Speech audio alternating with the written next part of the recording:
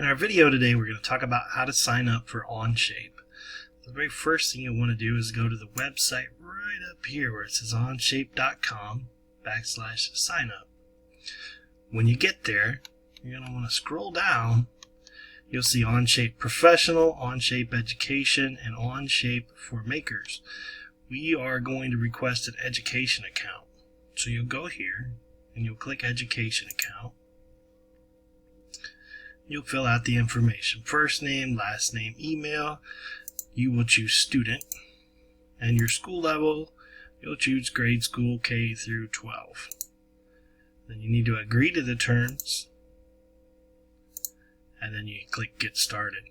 What will happen afterwards is it'll create that account and it'll send you an activation email. You'll actually have to click a link in that activation email. That's just verifying that your email address you signed up with is accurate. That's how you sign up for OnShape.